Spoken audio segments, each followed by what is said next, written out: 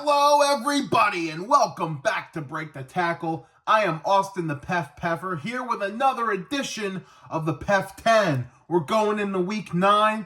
Let's get right into it. My top 10 teams going into the week. And starting at number 10, we have my personal favorite team, the Pittsburgh Steelers. Now, they do drop down a spot this week, and I wasn't overly impressed with them this week. They did get the job done. Second half, you could tell they were clearly the better team.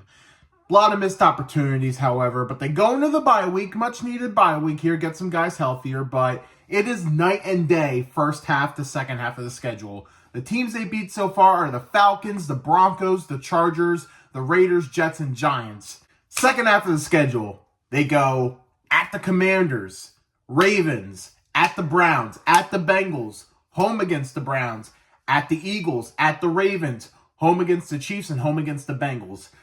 Not an easy stretch, and some of those are in tight windows too. There's some short weeks in there as well, some Thursday night games, a Saturday night game, a Christmas game. It's not going to be easy for the Steelers moving forward, so definitely have concerns, but still, I think, are a top 10 team at the moment. Steelers at 10. Coming in at number 9 are the Minnesota Vikings. Ooh, 2 losses in a row. Pretty rough. I'm still keeping them in the top 10. I could have dropped them out. I could have brought up, the 49ers or something like that, but I decided to keep the Vikings in. They got the Colts next week. I think that's a winnable game, but who knows? Don't want to speak too soon. I know a lot of people are saying that there's such a thing as the Lions curse, where after you play the Lions, you lose your next game. And you know what? Some teams are very tough and physical. That may be the case, and it was a short week for them. So a little concerned about the Vikings moving forward. Next week could be crucial of whether or not they remain in the PEF 10. But as of now, Vikings at number 9. Coming in at number 8, back into the PEF 10 for the first time in about a month, are the Philadelphia Eagles. Welcome back. Man, they've looked really good the last couple of weeks. I thought this game against the Bengals was the most impressive they looked all season. Jalen Hurts looked as good as he did, the best he has all season. You know what? As for what I said about the coaching and whatnot, the team is just so talented they can overcome it. And you know what? You could definitely do worse than Nick Sirianni, and he's meant to be a rah-rah guy, and it looks like he's got that team back in, rah-rah status. So this Eagles team is one of the best teams in the league, and I got them at number 8. Coming in at number 7, right ahead of the Eagles, still ahead in the NFC East, are the Washington Commanders, who go back up a spot this week. Say what you want, Hail Mary, it's a miracle, but I do think they were the better team against the Bears, and it wasn't the prettiest game by them by all means, but you know what? Jaden Daniels, you can count on him in crisis, and this team has been very well coached. The defense has taken a tremendous step up, especially from beginning of the year to now. I gotta give credit to Dan Quinn and the coaching staff. The Commanders are definitely the surprise of the league this year, and I don't think it's a complete fluke here. I think they might be one of the better playoff teams in the NFC. Give me the Commanders at 7. At number 6, we have the Houston Texans, back on track with a win over the Colts. Maybe not the prettiest win, but they got the job done. I think now with Diggs hurt and Nico Collins on IR, I would not be shocked if we saw the Texans try to grab a receiver here before the trade deadline. Keep your eye on that, but this Texans team, I'm kind of just feeling the same about them. They're middle of the PEF 10. They're in that 4 to 7 range, but there's nothing yet that I've seen that I want to take them below or above. The season's still young. Texans at 6. It's time for PEF's props, teams that couldn't quite make this list and maybe shouldn't make this list, but they got some wins. They impressed me. I want to shout them out. Going to start with the Rams, who I think could find their way into PEF 10 potentially sooner than later. They got Cooper Kupp back. They got Puka Nacua back. And just like that, they are clicking. They get a big win against the Minnesota Vikings. You know what? There's hope for this Rams team. They went from 1-4 to 3-4, and they're only half a game behind everyone else who's 4-4 in the division. So I think the NFC West is wide open right now, and it's very talented. No NFC West teams made the PEF 10, but they're all pretty close. I mean, Rams, I think, are getting right there. 49ers are probably 11 right now. And I want to shout out the next team, the Arizona Cardinals, who also get props this week. Two big wins in a row now for the Cardinals. They get that big clutch win against the Dolphins. And you know what? I think right now the Cardinals might even be slotted in first place due to tiebreaker, which is pretty insane to think. Didn't think they would get the job done on a short week, especially with Tua being back, but props to them. And finally, you have to give props to the Cleveland freaking Browns. Just like that. Who knew? Just going to that quarterback that everyone said would be better than Deshaun Watson, and now the Browns are looking good. Jameis Winston was very impressive. He wasn't perfect by any means, but far better than Deshaun Watson. He, in one game, had a better stat game than Watson ever did as a Cleveland Brown. That should pretty much tell you what you need to know. They outplayed the Baltimore Ravens, who were the hottest team in the league. There's still a bunch of season to go. They're 2-6. The likelihood of them making the playoffs at this point aren't great. Not impossible, but not great.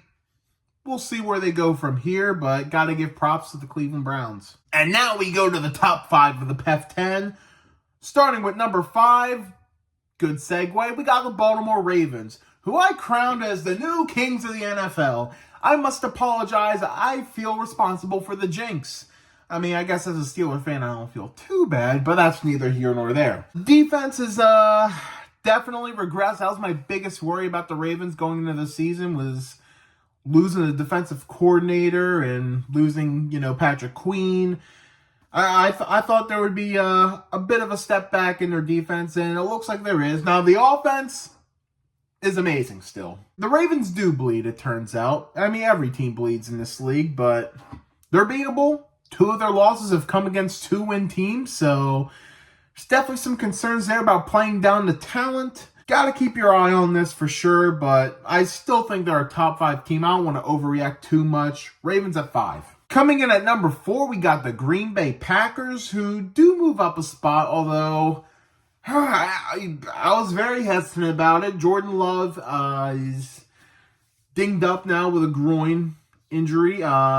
They do expect him to play next week against the Lions, which they need him, but will he be 100%? That's definitely a worry there. Very tight game against the Jaguars, a team you don't really want to be in a tight game with, but they were on the road. Stuff like that happens sometimes, especially if your number 1 quarterback goes down. Malik Willis is now 3-0 against the AFC South, his old division, which is quite ironic. He's definitely stepped in very well in relief. So, while there are a few concerns I have with the Packers, mainly with quarterback injuries, still really liking what I'm seeing. Packers at 4. At number 3, taking maybe one of the bigger leaps of the week, are the Buffalo Bills. Man, they went into Seattle and they just dominated. It was not close at all. Seeing this out of the Buffalo Bills makes you think, man, they're not going anywhere. Now, when they go up against the Kansas Cities and the Baltimores, could be a different story, but they beat the teams they need to beat, and they are at the number 3 spot in the PEF 10 this week. At number 2, I wanted to put them at number 1, but I can't. The Detroit Lions. Whew, I mean, we knew Tennessee was bad, but they destroyed them. And Jared Goff didn't even have 100 passing yards. They just run. When all you have to do is just run that ball and you just dominate them, you got a good team, period. Lions are one of those teams you just do not want to play because they will ruin your day and you're going to feel the effects next week. I really want to put them at number 1. I really, really do. You guys don't know how much I want to, but I'm scared I'm going to jinx them. I'm so scared I'm going to jinx the Lions, and I don't want to do that to the Lions because I like the Lions. They are my favorite NFC team, but oh man, this is a very scary Lions team, and they are number 2 on the PEF 10. And coming in at number 1, back at number 1, surprise, surprise, it's the Kansas City Chiefs. I learned my lesson. Just don't take them off. And yes, they did not impress me that much against the Raiders. I was expecting them to dominate, but they got, even against, the bad teams, they might play around a bit, but when it comes to crunch time, they're 99% of the time going to get it done. That's just how the Chiefs roll. The defense is spectacular. And when it matters the most, the offense is always going to pull through. Which makes it really hard for me to ever really go against the Chiefs. I mean, when it matters the most, they show up. And there hasn't been that team to, like, dominate them or put them in their place yet. And I don't know if there will be. It's hard to say at this point, but Kansas City Chiefs, once again, the number one team in the PEF 10, just like that. Let's recap the PEF 10 for Week 9. At 10, the Steelers. 9, the Vikings. 8, the Eagles. 7, the Commanders. 6, the Texans. 5, the Ravens. 4, the Packers. 3, the Bills. 2, the Lions. 1, the Chiefs.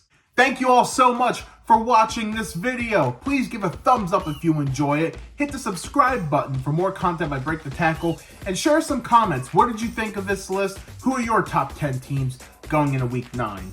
We also have a Facebook and an Instagram. Be sure to give those a follow as well. And thank you all so much for 200 subscribers. Big milestone. I know it might not seem much compared to most YouTubers, but I, from the bottom of my heart, greatly appreciate it. Let's get to 500 before the Super Bowl. That's the new goal. Thank you all so much for watching Break the Tackle. We love football. We talk football.